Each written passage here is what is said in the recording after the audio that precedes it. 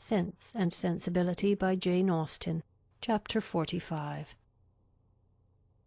Elinor, for some time after he left her, for some time even after the sound of his carriage had died away, remained too much oppressed by a crowd of ideas, widely differing in themselves, but of which sadness was the general result, to think even of her sister.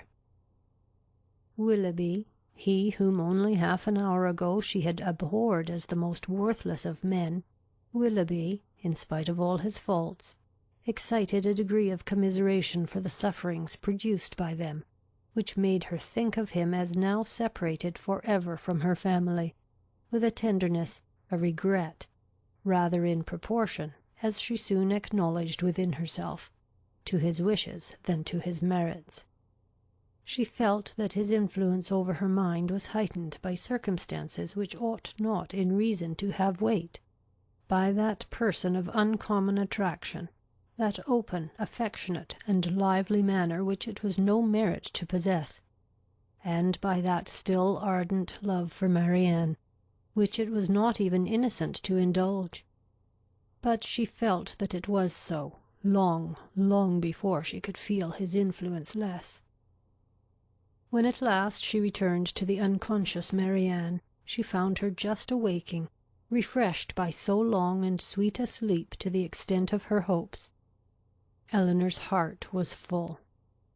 The past, the present, the future, Willoughby's visit, Marianne's safety, and her mother's expected arrival, threw her altogether into an agitation of spirits which kept off every indication of fatigue, and made her only fearful of betraying herself to her sister. Short was the time, however, in which that fear could affect her, for within half an hour after Willoughby's leaving the house, she was again called downstairs by the sound of another carriage.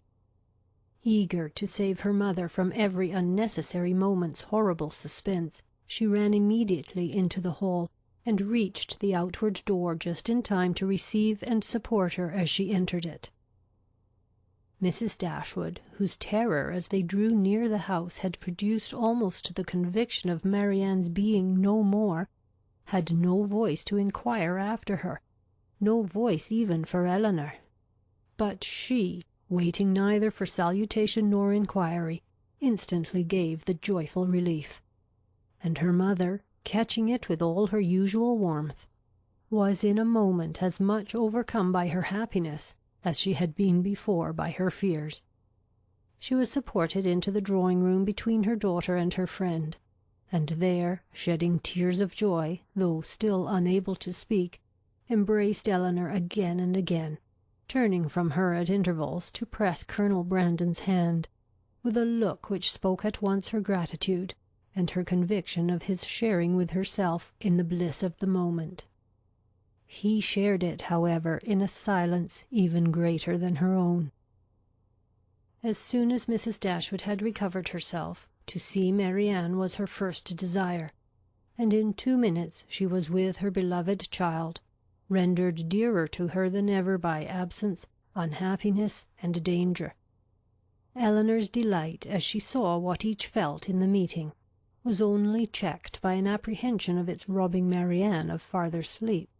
But Mrs. Dashwood could be calm, could be even prudent, when the life of a child was at stake, and Marianne, satisfied in knowing her mother was near her, and conscious of being too weak for conversation, submitted readily to the silence and quiet prescribed by every nurse around her. Mrs. Dashwood would sit up with her all night, and Elinor, in compliance with her mother's entreaty, went to bed.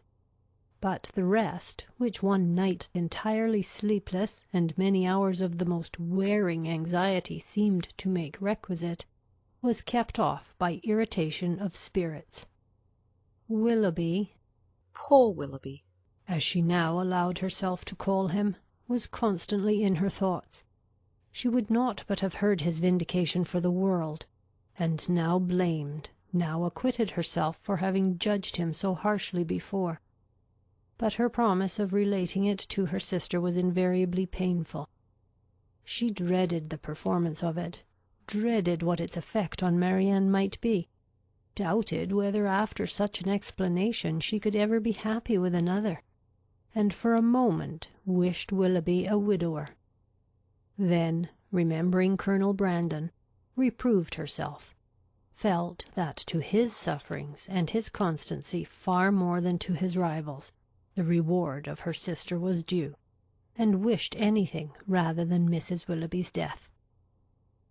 The shock of Colonel Brandon's errand at Barton had been much softened to Mrs. Dashwood by her own previous alarm, for so great was her uneasiness about Marianne, that she had already determined to set out for Cleveland on that very day, without waiting for any further intelligence, and had so far settled her journey before his arrival, that the Careys were then expected every moment to fetch Margaret away, as her mother was unwilling to take her where there might be infection. Marianne continued to mend every day, and the brilliant cheerfulness of Mrs. Dashwood's looks and spirits proved her to be, as she repeatedly declared herself, one of the happiest women in the world. Elinor could not hear the declaration, nor witness its proofs, without sometimes wondering whether her mother ever recollected Edward. But Mrs. Dashwood, trusting to the temperate account of her own disappointment which Elinor had sent her, was led away by the exuberance of her joy to think only of what would increase it. Marianne was restored to her from a danger in which, as she now began to feel, her own mistaken judgment in encouraging the unfortunate attachment to Willoughby had contributed to place her, and in her recovery she had yet another source of joy unthought of by Elinor. It was thus imparted to her as soon as any opportunity of private conference between them occurred. "At last we are alone. My Elinor, you do not yet know all my happiness. Colonel Brandon loves Marianne. He has told me so himself." Her daughter, feeling by turns both pleased and pained, surprised and not surprised, was all silent attention. "You are never like me, dear Elinor, or I should wonder at your composure now.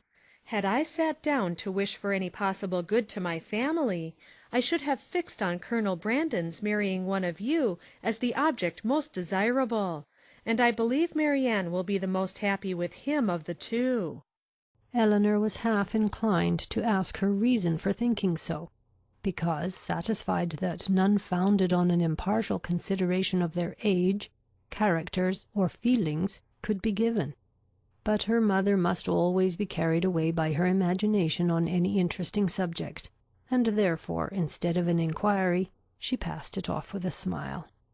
"He opened his whole heart to me yesterday as we travelled. It came out quite unawares, quite undesignedly. I, you may well believe, could talk of nothing but my child. He could not conceal his distress. I saw that it equalled my own, and he perhaps, thinking that mere friendship, as the world now goes, would not justify so warm a sympathy, or rather not thinking at all, I suppose, giving way to irresistible feelings, made me acquainted with his earnest, tender, constant affection for Marianne. He has loved her, my Elinor, ever since the first moment of seeing her." Here, however, Elinor perceived, not the language, not the professions of Colonel Brandon, but the natural embellishments of her mother's active fancy, which fashioned everything delightful to her as it chose. "His regard for her, infinitely surpassing anything that Willoughby ever felt or feigned, as much more warm, as more sincere or constant, whichever we are to call it, has subsisted through all the knowledge of dear Marianne's unhappy prepossession for that worthless young man, and without selfishness, without encouraging a hope. Could he have seen her happy with another, such a noble mind, such openness, such sincerity, no one can be deceived in him." "Colonel Brandon's character," said Elinor, "as an excellent man, is well established." "I know it is," replied her mother seriously. "Or after such a warning, I should be the last to encourage such affection, or even to be pleased by it. But his coming for me as he did, with such active, such ready friendship, is enough to prove him one of the worthiest of men." "His character, however," answered Elinor, does not rest on one act of kindness, to which his affection for Marianne, were humanity out of the case, would have prompted him. To Mrs. Jennings, to the Middletons, he has been long and intimately known. They equally love and respect him, and even my own knowledge of him, though lately acquired, is very considerable, and so highly do I value and esteem him, that if Marianne can be happy with him, I shall be as ready as yourself to think our connection the greatest blessing to us in the world. What answer did you give him? Did you allow him to hope?" "Oh, my love, I could not then talk of hope to him or to myself. Marianne might at that moment be dying.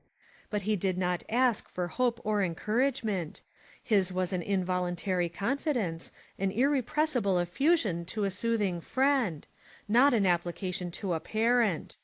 Yet after a time I did say, for at first I was quite overcome, that if she lived, as I trusted she might, my greatest happiness would lie in promoting their marriage. And since our arrival, since our delightful security, I have repeated it to him more fully, have given him every encouragement in my power. Time, a very little time, I tell him, will do everything. Marianne's heart is not to be wasted for ever on such a man as Willoughby. His own merits must soon secure it." "To judge from the Colonel's spirits, however, you have not yet made him equally sanguine." "No, he thinks Marianne's affection too deeply rooted for any change in it under a great length of time, and even supposing her heart again free, is too diffident of himself to believe that with such a difference of age and disposition he could ever attach her. There, however, he is quite mistaken. His age is only so much beyond hers as to be an advantage, as to make his character and principles fixed. And his disposition, I am well convinced, is exactly the very one to make your sister happy. And his person, his manners too, are all in his favour. My partiality does not blind me. He certainly is not so handsome as Willoughby, but at the same time there is something much more pleasing in his countenance. There was always a something, if you remember, in Willoughby's eyes at times, which I did not like." Elinor could not remember it, but her mother, without waiting for her assent, continued. "And his manners, the Colonel's manners, are not only more pleasing to me than Willoughby's ever were, but they are of a kind I well know to be more solidly attaching to Marianne. Their gentleness, their genuine attention to other people, and their manly unstudied simplicity is much more accordant with her real disposition than the liveliness, often artificial and often ill-timed, of the other. I am very sure myself that had Willoughby turned out as really amiable, as he has proved himself the contrary, Marianne would yet never have been so happy with him as she will be with Colonel Brandon." She paused. Her daughter could not quite agree with her, but her dissent was not heard, and therefore gave no offence. "At Delaford she will be within an easy distance of me," added Mrs. Dashwood. "even if I remain at Barton, and in all probability, for I hear it is a large village, indeed there certainly must be some small house or cottage close by that would suit us quite as well as our present situation." Poor Elinor! Here was a new scheme for getting her to Delaford. But her spirit was stubborn. "His fortune, too, for at my time of life, you know, everybody cares about that. And though I neither know nor desire to know what it really is, I am sure it must be a good one."